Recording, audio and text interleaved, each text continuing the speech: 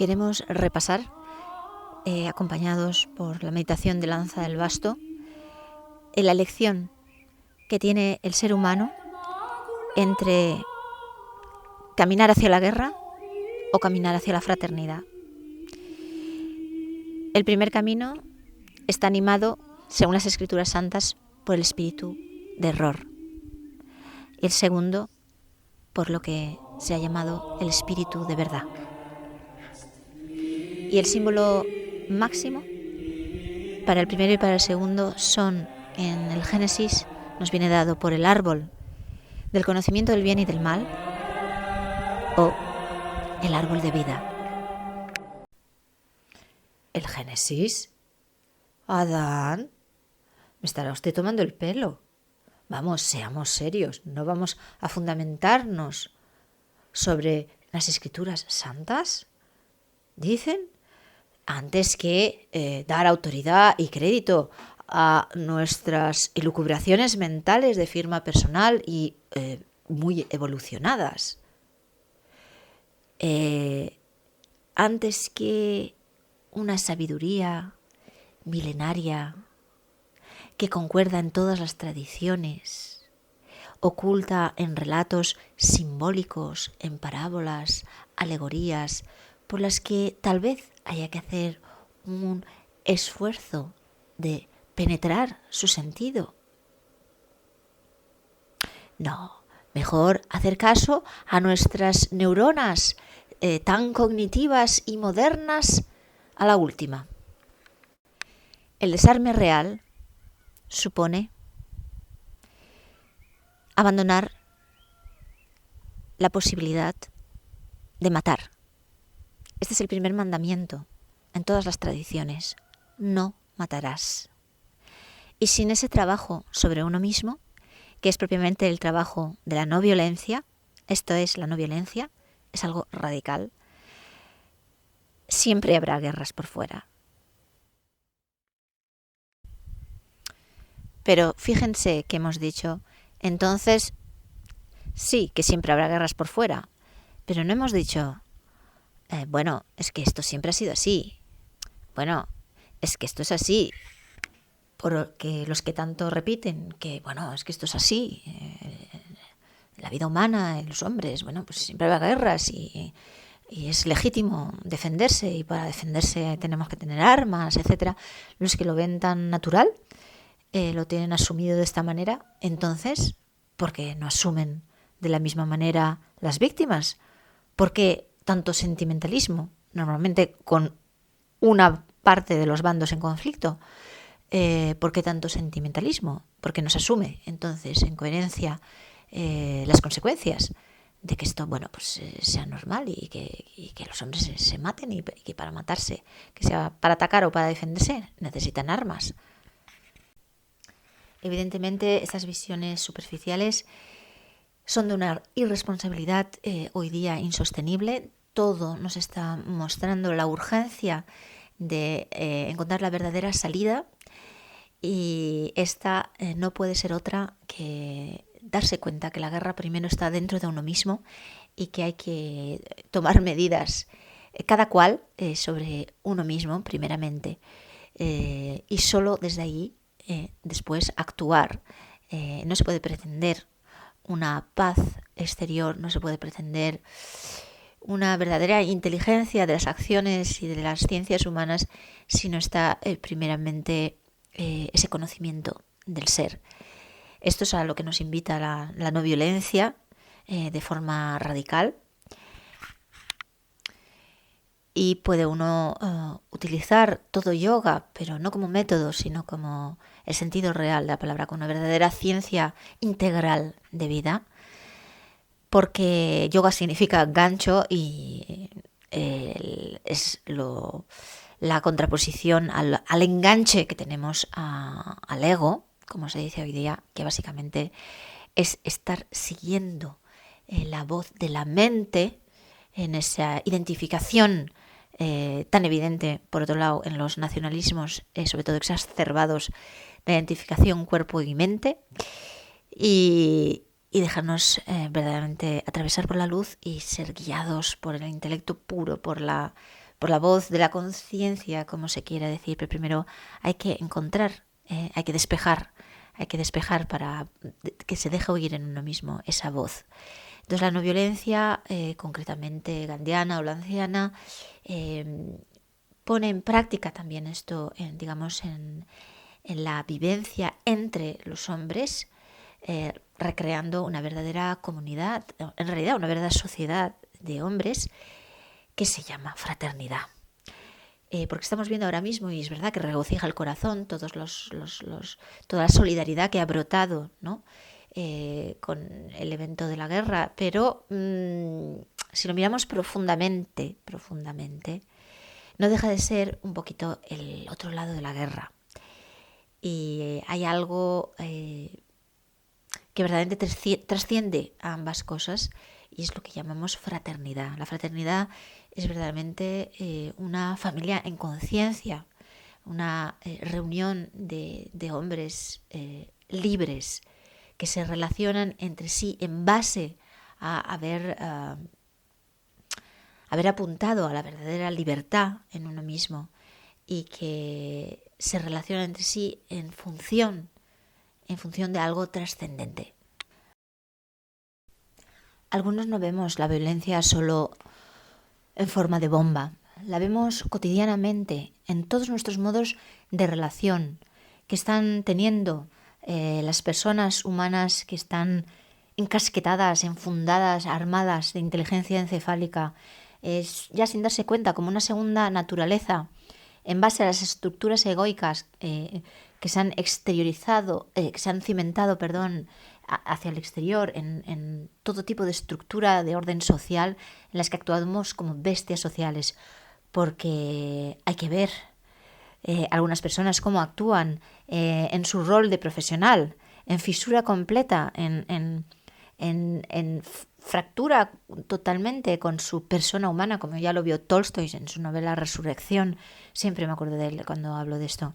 En los modos profesionales por encima de los humanos, en los modos sociales por encima de los fraternales, hasta la aberración que ha podido anidar como una serpiente en el agujero negro de nuestro egoísmo, que son las redes sociales mandadas por el capital, implantadas. En fin, estamos todas las personas humanas, los buenos ciudadanos, las gentes de bien, están atrapadas en esta desintegración lógica de la que habla Aranza del Basto, que es la propia del camino del anticristo, y que se ve como está reducido hoy ya al último, al vil metal en todo. Es una completa mascarada, es un deshumanizadísima, de la que no se salva la plataforma espiritual, ni muchísimo menos. Y están estos modos ya mecánicos, sádicos, propios de la mente reactiva, cuando no sentimentaloides, por la parte emocional. Y esto, bueno, pues no se ve suficiente. Y cuando uno trata de ponerlo del derecho, en base, por ejemplo, a un centro que ha nacido, ¿no?, de esta conversión, como es propiamente un centro espiritual, cuando es verdadero, bueno, pues es una dinamita, eres un alien completo, porque las personas no se dan suficientemente cuenta de cómo han dado su confianza, han pervertido su confianza y su modo de relación en base a un seguimiento de ideas mentales, en base al dinero, etcétera, etcétera, cuando no son los modos naturales, que son los del servicio, los de la fraternidad, etcétera, etcétera.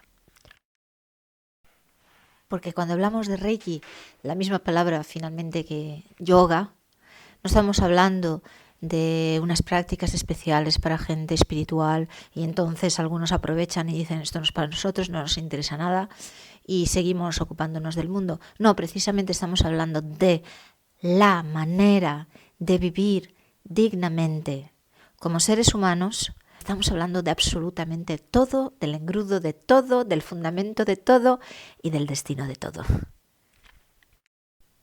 Y bien, ¿cuál es este conocimiento del bien y del mal, sobre cuyo fruto nos advirtió tan claramente la luz misma, el amor mismo? Pues es aquel gracias al cual lo mismo hemos fabricado fantásticos cohetes como bombas atómicas que matan por fuera. Es el mismo que hace que en su hiperdesarrollo, cuando nos enredamos en él, podemos llegar a matarnos interiormente, podemos llegar al suicidio. Hace poco se tiraba una mujer bien joven del 5º piso en Hyderabad dejando una nota diciendo: no es responsabilidad de nadie, mi cerebro es mi enemigo. Es decir, que hemos llegado a convertir la inteligencia humana, que a la base es un instrumento maravilloso, pero para el espíritu, en un arma que puede matar por fuera y que puede matar por dentro. Una chica bien joven también decía hace poco: la verdad es que yo admiraba muchísimo la inteligencia, las personas inteligentes, pero me he dado cuenta que hay personas muy inteligentes que no siempre se comportan de forma humana, ni siquiera. Esto me parece maravilloso, porque darse cuenta de ello, porque por una parte resume cuánto admiramos la inteligencia, es así en nuestra civilización. Mircea Eliade habla del complejo de la inteligencia, en cuanto la hemos poseído y hemos dicho: esta es mía, esta es mi inteligencia y mira lo que hago con ello y mira cómo te puedo aplastar con ello. Es decir, que competimos a través de ello, no es una expresión al final en su uso del amor puro. Pues mirad a dónde podemos llegar, efectivamente, a admirarnos de nosotros mismos. Y fíjense cómo la desarrollamos para el cálculo y admiramos, idolatramos incluso a los científicos, y cómo la desarrollamos para la memoria. Vean los concursos televisivos, para la ingenia, estamos admirados y es tanto más difícil renunciar a ello. ¿Cómo que nos está matando? ¿Pero por qué? Porque la hemos desviado, y esto nos cuenta Lanzar Basto otra vez a través partiendo del símbolo en el relato del Génesis del conocimiento del árbol del conocimiento del bien y del mal, porque hemos querido poseer, comer el fruto prohibido. Porque mientras la inteligencia sirve simplemente para canalizar, para dejar atravesarse por la luz y sea un instrumento del espíritu y una expresión de nuestra conciencia pura, entonces no hay ningún mal. Pero en cuanto el hombre la hace suya y quiere sacarle provecho, entonces vean la catástrofe. Cuando digo guerra y paz, no digo lo mismo que cuando digo guerra o paz. Cuando digo guerra y paz, me refiero aquí a una paz que es la otra cara de la guerra. En general, se tiene una idea de una falsa paz, es una idea mental. Es una paz cómoda para el ego, para el establishment, una paz de convenio. Es una paz que tapa lo feo, lo oscuro, lo desagradable. Es una paz de astucia, hecha de astucia, una paz muy civilizada, una paz que tapa la guerra. Y cuando digo guerra o paz, ahí me refiero a la verdadera paz. Y estamos hablando otra vez del árbol del conocimiento del bien y del mal o del árbol de vida. Cuando esta paz se expresa hacia afuera, no es siempre tranquilita. Puede incendiar y allí puede prender mecha la llama del corazón en algunos o puede prender el escándalo. No he venido a traer paz sino espada. Vale la pena meditarlo. Después hay que comprender que esta espada es la espada de la no violencia, no es una espada violenta. Jesucristo le dice, pasada la noche terrible del huerto en Getsemaní, le dice a Pedro de enfundar la espada. Es la espada del santo nombre con la que hay que combatir. Y este santo nombre abraza todas las cosas. Eso quiere decir que hay que integrar nuestras propias sombras, que la paz, aquella que no mira hacia lo más profundo, hacia nuestras propias energías animales más feroces, es una falsa paz.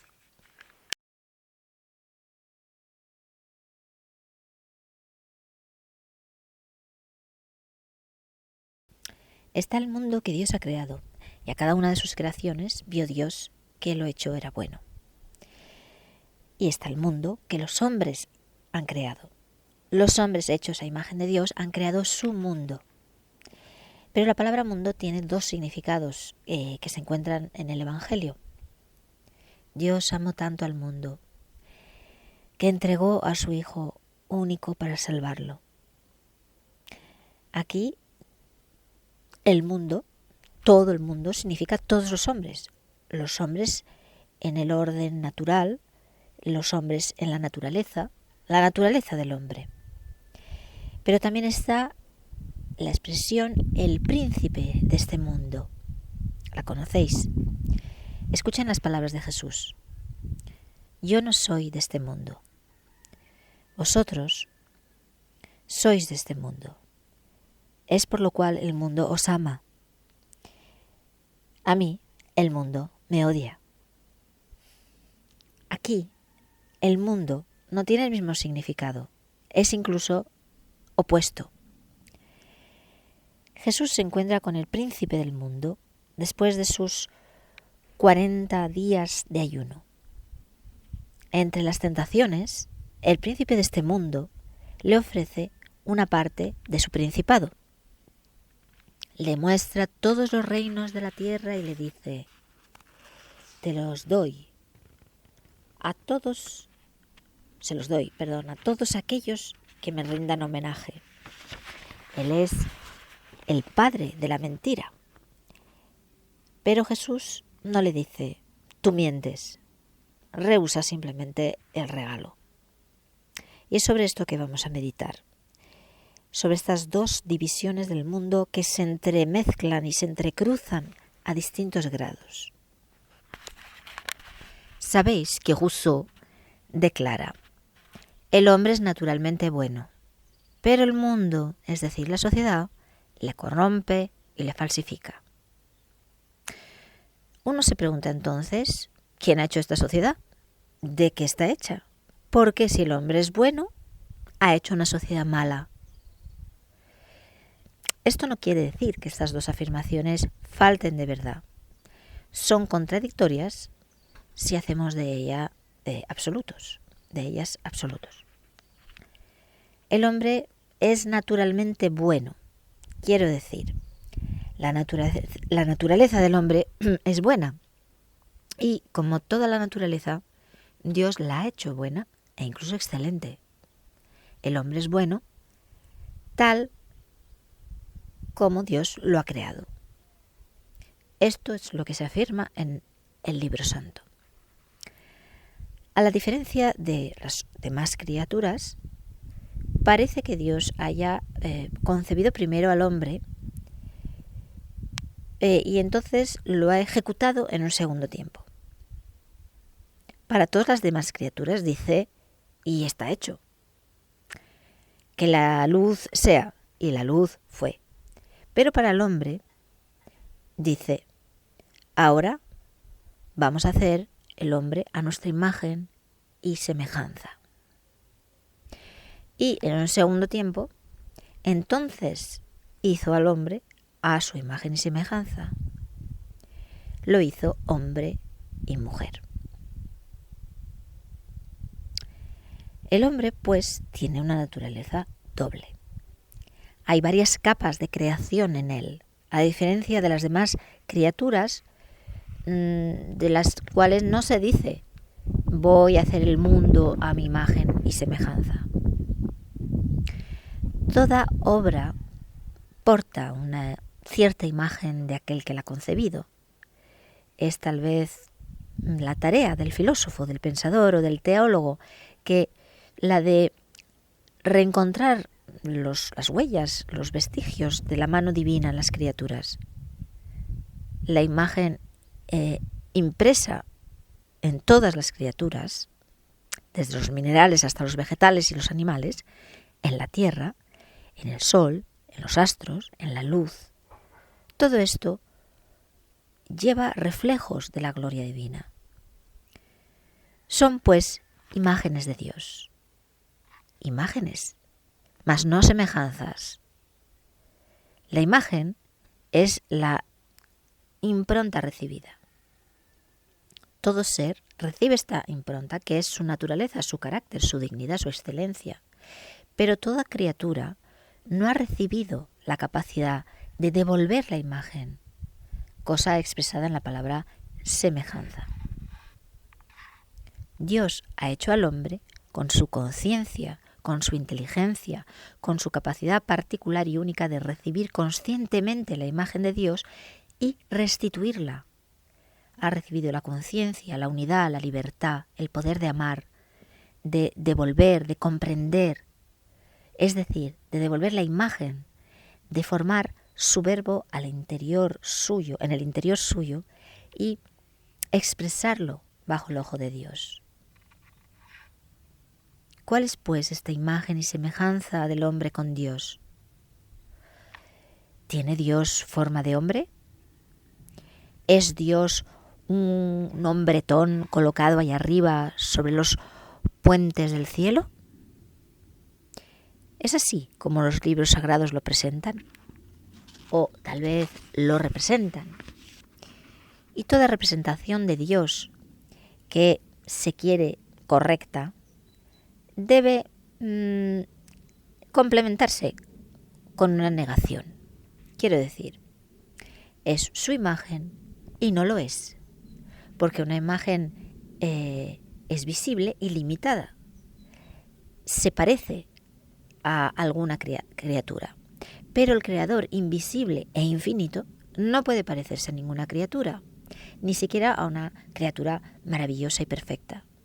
Es por lo cual la Biblia prohíbe tallar o pintar una imagen del Altísimo.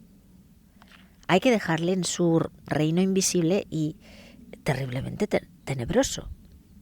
Sin embargo, todas las religiones, incluida la religión judía, están obligadas de forjar una imagen de Dios. La ley prohíbe que se le dibuje, que se le pinte o que se le talle en piedra, pero se le describe con palabras. ¿Y qué palabras? Cuán incisivas, cuán coloreadas. El brazo de Dios, el furor de Dios, la boca de Dios, el ojo de Dios, las entrañas de Dios. Dios montado sobre las nubes como a caballo. Es imposible que sea más colorista y mejor esculpido. Y esto sin siquiera tomar pinceles ni tijeras. ¿Cuál es la imagen de Dios impresa en el hombre? Primero es la conciencia del hombre, su unidad. Dios es uno y el hombre es uno por naturaleza. Él es la unidad interior de los elementos que le componen. Dios es infinitamente poderoso y libre. Él es el ser y el hombre posee el ser. Pero cuidado con la distinción entre este ser y poseer. Libertad, saber, conciencia, conocimiento. Es en estas cosas invisibles que se encuentra la imagen y la similitud. Es ahí donde reside el lado divino del hombre, que hace que cada hombre debe ser considerado como sagrado. Si la familia humana fuese simplemente el producto de la reunión de estos hombres concebidos a imagen de Dios, entonces el mundo sería un orden divino. Habría aquí abajo el reino de los cielos, de los que habla el Nuevo Testamento, o aún el paraíso terrestre del Antiguo Testamento. Estos dos extremos de la historia santa se tocan. Pero estamos obligados de constatar la diferencia entre estas realidades a las cuales nos debemos de creer y las que vemos. Esta última realidad la llamamos mundo. Y si mundo quiere decir orden, el mundo presenta un orden. Este orden se expresa por sus leyes, mediante sus relaciones, sus intercambios, por una visión común, por un gozar en común de cierta cantidad de bienes, por la producción de una gran cantidad de bienes, se expresa por una cierta dosis de paz y de felicidad, de verdad, de justicia, de admiración, de la belleza o de la bondad. Estos tesoros se encuentran en todas las civilizaciones e incluso en todos los pueblos dichos salvajes, desde la tribu patriarcal hasta los grandes imperios refinados. Pero sabemos demasiado bien que todas las civilizaciones se han entregado a guerras atroces, que todas han sido regularmente perturbadas por rebeliones y convulsiones. Sabemos que su prosperidad y su esplendor se han fundamentado sobre la esclavitud, tanto para las civilizaciones del pasado como para las recientes, la nuestra.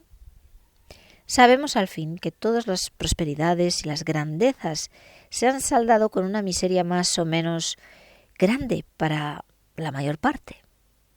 En otros términos, guerras, revueltas, miserias y sediciones son los caracteres constantes de todas las civilizaciones. Pero estas 4 plagas, a la diferencia de las plagas naturales, están hechas por mano de hombre. Son plagas artificiales. Sin embargo, contrariamente a otros artificios humanos, no son queridos. Nadie los quiere. Nadie quiere padecerlos, ni hacerlos padecer a otros. Esto es muy característico y muy evidente para la guerra. Nadie quiere la guerra y cada cual piensa que es el otro que la ha querido. Ante estas plagas, uno se encuentra como ante los cataclismos naturales. Los soporta con el mejor ánimo que pueda ser. Se resigna uno a ellos. Y ante estas plagas hechas de mano de hombre, hay que resignarse y hay que participar. La guerra llega, el gobierno moviliza, debo tomar el fusil e ir a la guerra. No es que tenga ganas de hacerlo. Estaría mucho mejor en casa, pero debo hacerlo. Si ocurre un terremoto en un país como Chile o como Perú, nadie se pregunta si los chilenos o los peruanos son malos, han sido malos hasta el punto de recibir tal castigo de Dios. O bueno, tal vez se lo pregunta una veces. A través de la historia uno se lo ha preguntado. De todas maneras, se puede probar que los chilenos y los peruanos no han querido que sus casas les caigan sobre la cabeza. Pero cuando un cataclismo es artificial, puede uno preguntarse a qué clase de falta corresponde. ¿De qué se ha hecho culpable el pueblo víctima de la guerra? El agresor. Pero débese señalar que los pueblos los más morales, los más atentos a sus deberes, los más valerosos, los que han tenido el mayor sentido de sus derechos y espíritu de sacrificio, son los más prontos al ataque y los más encarnizados en la defensa. El odio no tiene nada que ver con la guerra. Y si está ligado a ella, es como consecuencia y no como causa. No es porque nos odiamos que nos hacemos la guerra. Es porque nos hacemos la guerra que empezamos a odiarnos. Antes de hacerse la guerra, de hacernos la guerra, ni siquiera nos conocíamos. Os ruego creer que un buen americano medio nunca se le había pasado por la mente detestar a los vietnamitas. Antes de encontrarse con ellos en los campos de batalla, ignoraba incluso la existencia de un vietnamita. Luego, las razones económicas. La explicación es muy ingeniosa. De la ingeniosidad del experto maravillosamente ignorante de la naturaleza humana. Pues parece que nos hacemos la guerra por intereses. Pues se han hecho muy mal los cálculos. Sé que es evidente que el hombre que ha pensado esto no era un hombre de negocios. En realidad, para que los negocios vayan bien, hace falta fronteras abiertas, obreros trabajando, comunicaciones fáciles, hay que ganarse el mercado y la guerra no ayuda nada en todo esto.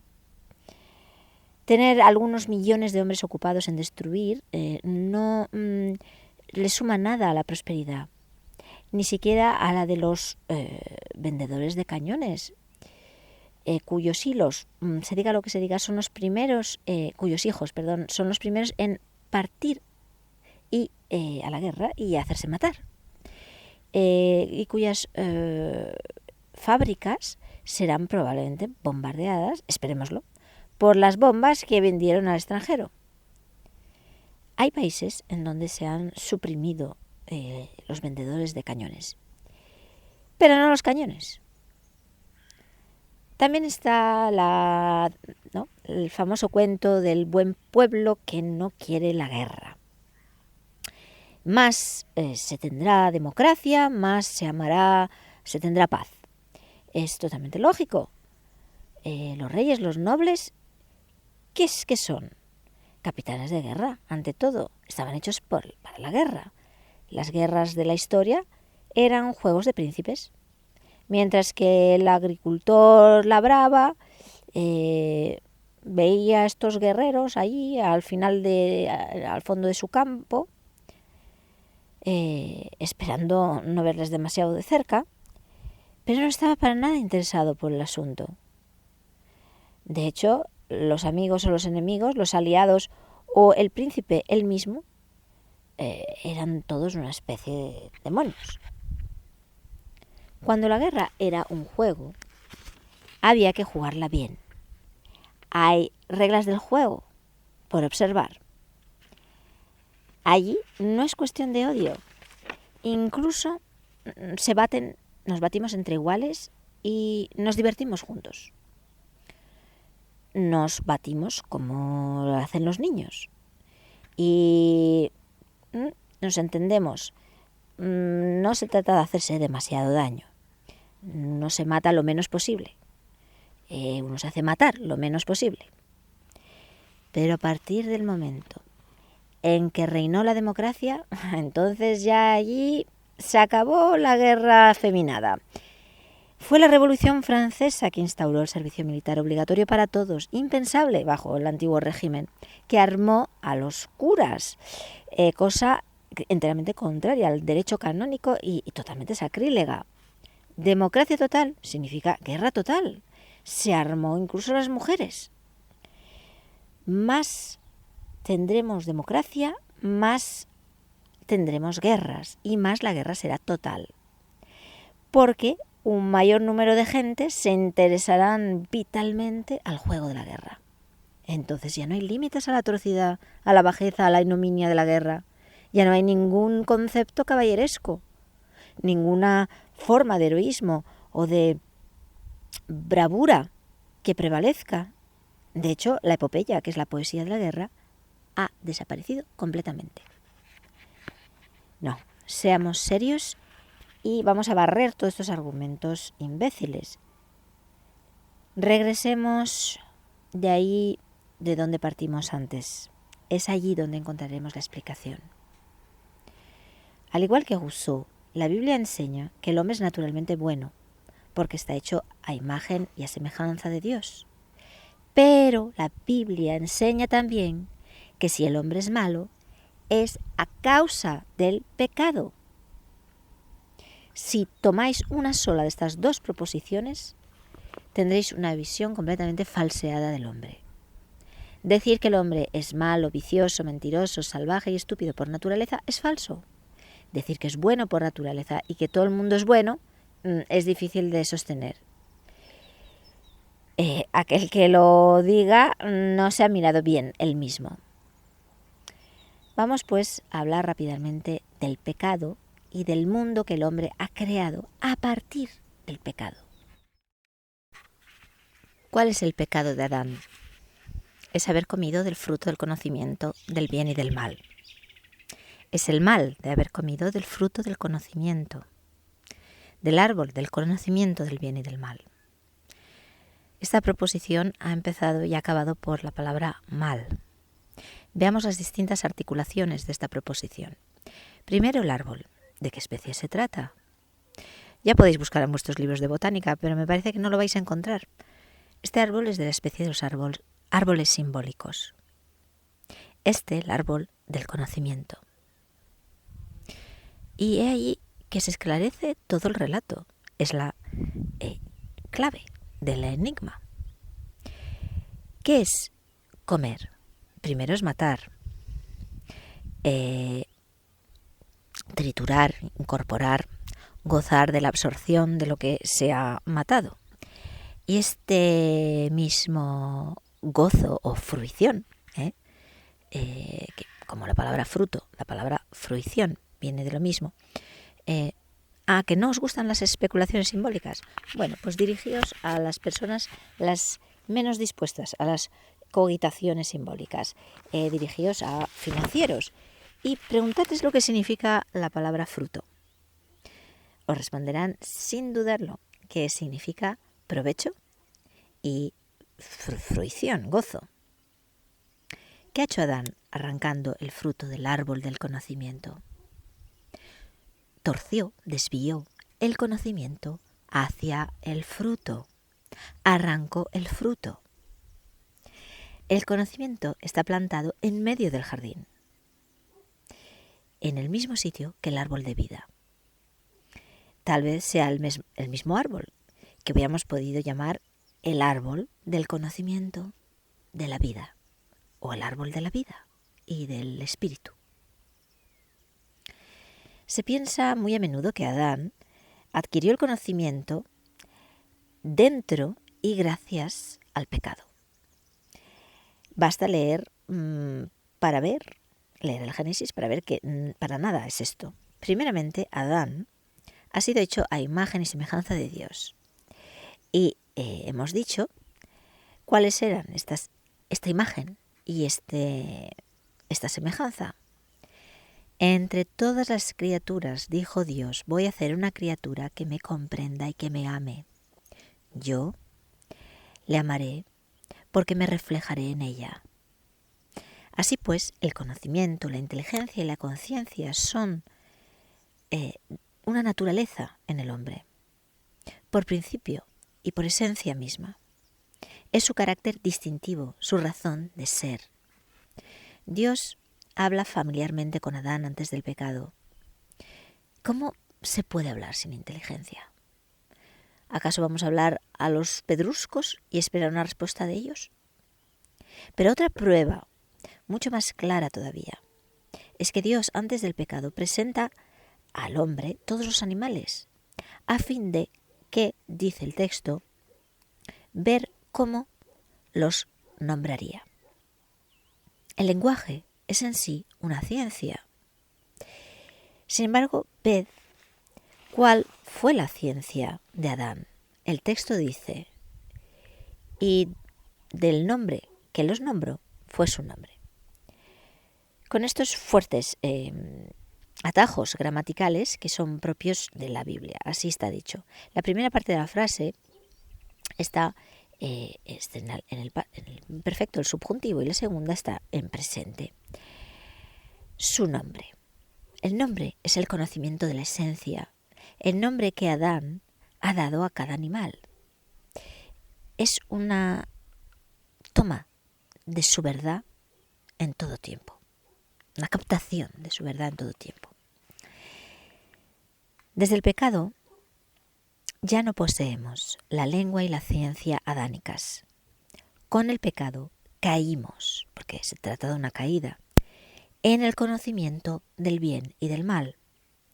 Pero Adán, él, estaban en el conocimiento del uno. Nosotros en el conocimiento del dos, del bien y del mal. Del bien por el mal y del mal por el bien. De lo verdadero por lo falso y de lo falso por lo verdadero. De lo bello por lo feo y de lo feo por lo bello. Y así, con todo. Toda cosa por su contrario y de todo argumento llamando a su contrario. Así pues, un conocimiento siempre titubeante y dudoso. Por los lados y por fuera. Descendimos, caímos del conocimiento simple y uno al conocimiento discutible y doble.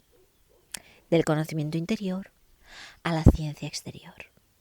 Se trata de una degradación del conocimiento.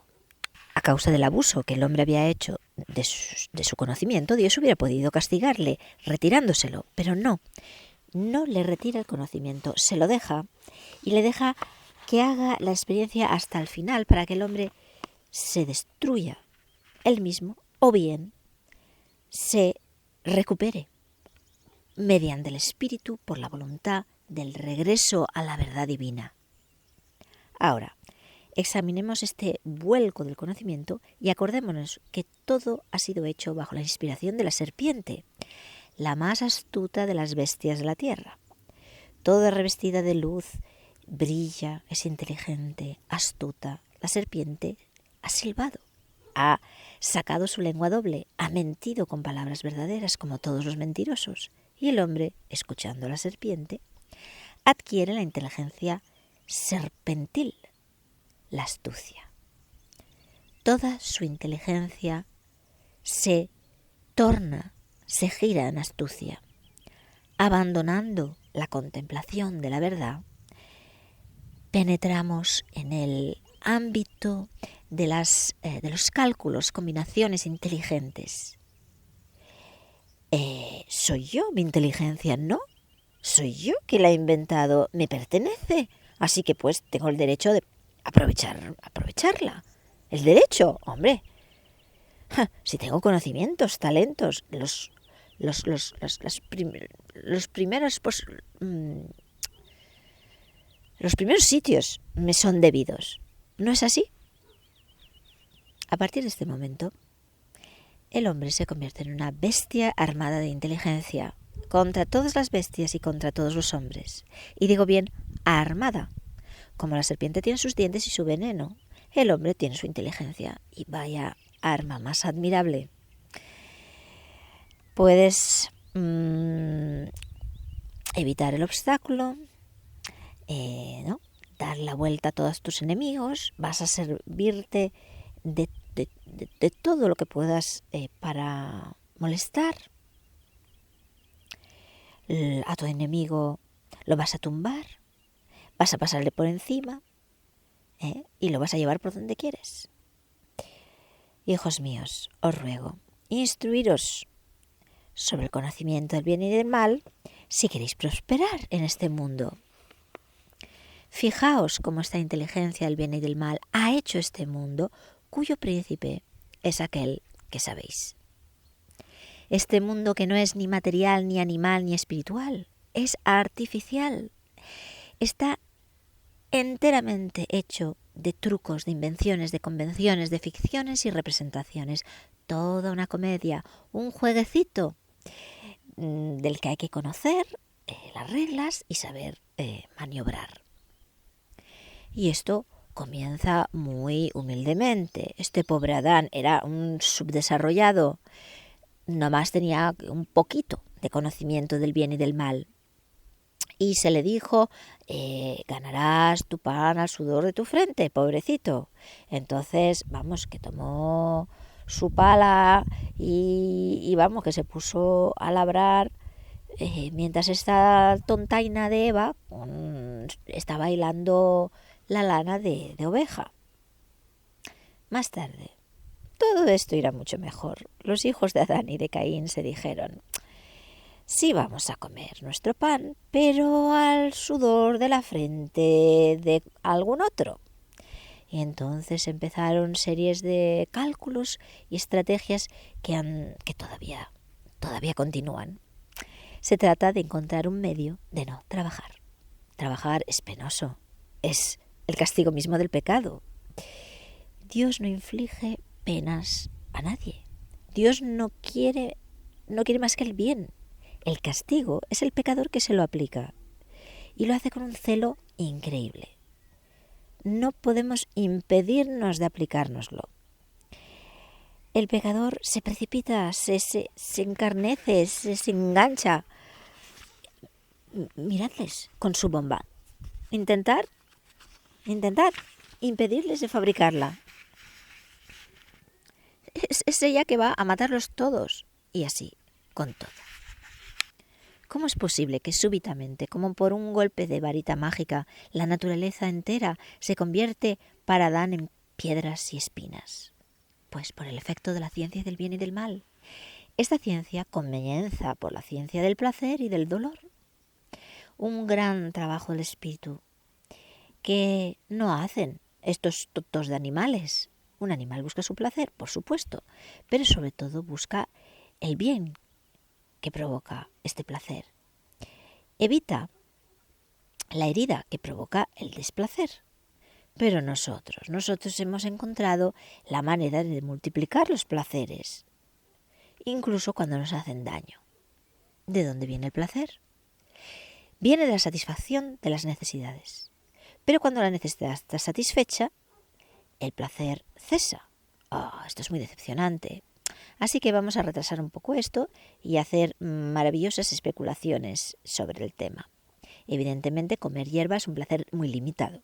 Nosotros, armados de la ciencia del bien y del mal, vamos a encender un fuego, a cocer, a poner sal y un poco de pimienta y un poco de salsa, y será una obra de arte del conocimiento del bien y del mal. Y haremos esto durante generaciones y generaciones hasta que la hierba no sea completamente, nos dé náuseas e incluso nos haga daño. Tendremos necesidad de frutos que vengan de lejos en toda estación del año, porque aquí alrededor no veo uno más que piedras y pedruscos. Y tenemos ya costumbre de comer bien todo aquello que encontramos alrededor nuestro se convierte verdaderamente en asqueroso, a darnos auténticas y sinceras náuseas. Entonces hay que trabajar. Y te pones a labrar la tierra como ese pobre Adán, o la haces trabajar por otro, lo más lejos de ti posible, porque no te gusta ver a alguien que suda, es desagradable y tú eres muy delicado. Y tú mismo te vas a guardar mucho de sudar. Vas a inventar toda suerte de ocupaciones para no trabajar. Porque uno de los grandes axiomas de la ciencia del bien y del mal es que es más fácil sacar su bien del prójimo por medio de un arma que de tirarlo al suelo con un instrumento. El instrumento